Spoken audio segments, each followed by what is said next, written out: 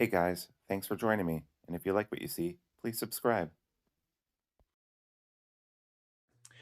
Hello, peoples. Welcome to Sharp Ends. Today I have a review for you of the Winterbladeco Mirage. Um, this is from Brian Winters at Winterbladeco, and I got one of their original Factors, which has one of the best sounds ever. Listen to it, the tuning fork sound. I don't know if you can really hear that well or not. Um, and on this guy, I had a lot of fun with this because I was able to change detent magnets on inside.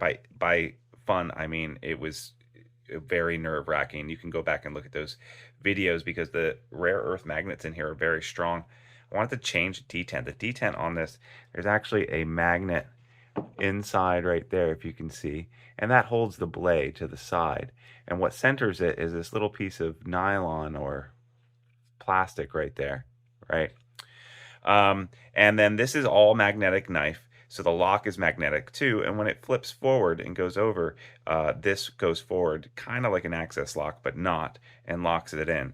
And then this part here is his own idea that he came up with. And there's a magnet here. And if I push down on that, it launches out. Some people don't like that, but he makes a filler space to get rid of that if you don't want it. Then to close it, you pull that back and you just fling it back. Now you can't open it the same way, okay? You can't use the lock to open it like you would on an access lock.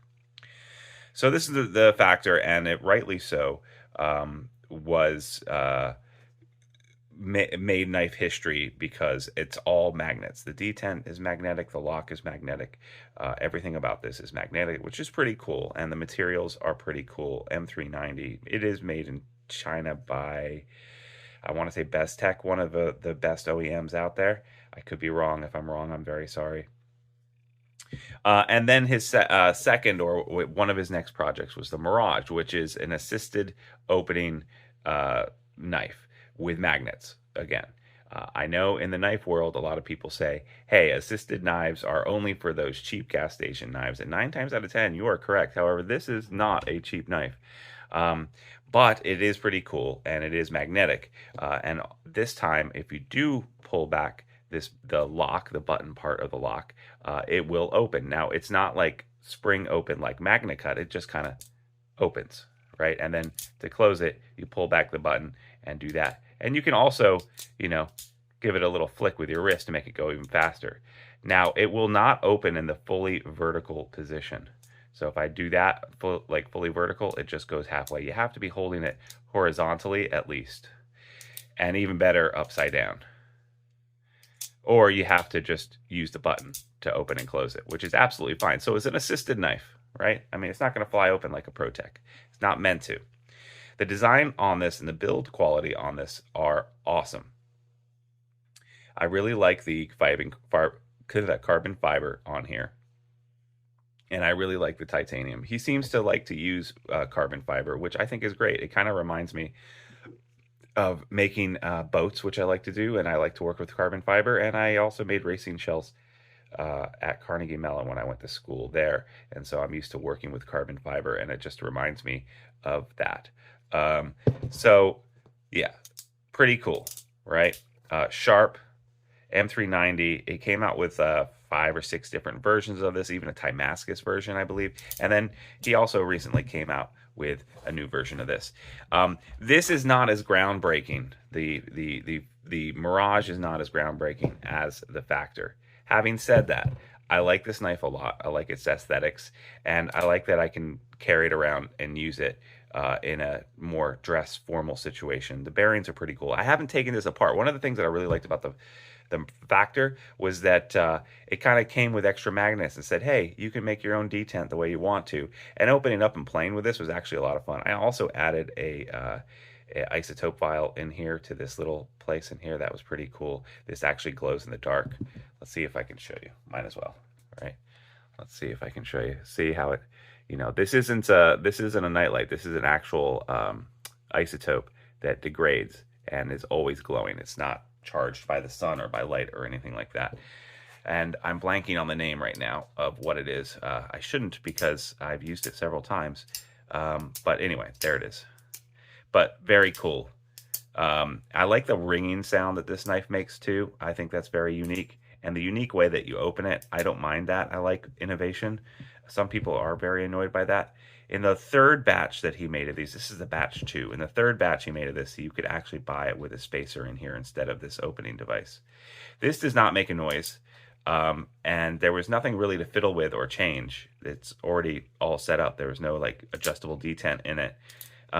So, you know, what I liked about this knife was not only as a part of history, but I got to open it up and play with it and do different things. This, you know, one day I might open it, but really those magnets are kind of scary.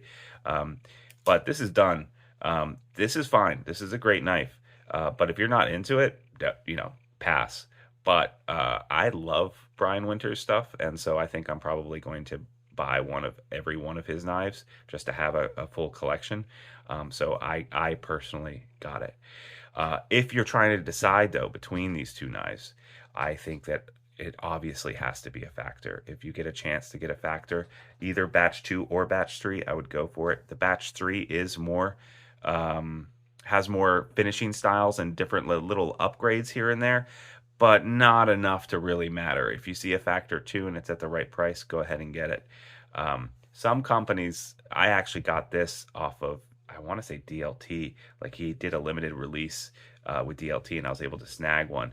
But you can go to his website as well, which will be linked down below, and you can see when he's going to do another batch, pre-order batch, and he does pre-orders for his stuff. So, and he's always doing crazy, showing crazy like prototypes and stuff on Instagram. So follow him there. That's Brian Winters or Winterbladeco. You can also follow me there at Sharp Ends. So yeah, this knife, this was supposed to be a review of the Mirage, and I kind of told you a lot about Brian Winter in general. I think this is a cool knife. I'm glad I bought it. I don't think it's for everyone. I think it's for the certain collector. They're very cool, and I like it a lot.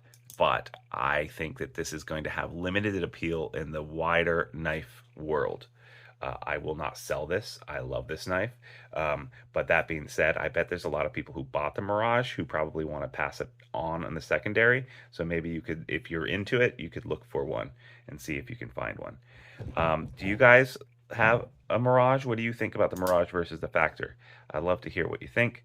Thanks so much, guys, and I'll see you next time on Sharp Ends. And have a good rest of your week.